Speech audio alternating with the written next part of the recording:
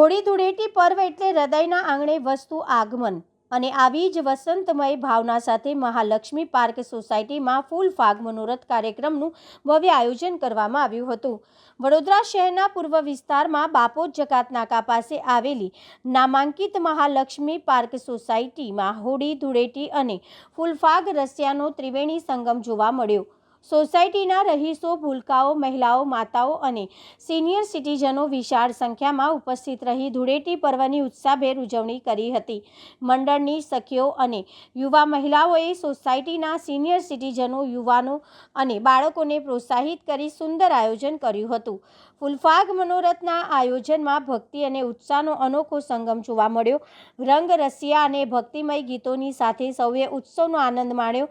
આ રીતે યાદગાર હોળી રે રસિયા કાર્યક્રમ હર્ષોલ્લાસપૂર્વક પૂર્ણ થયો હતો।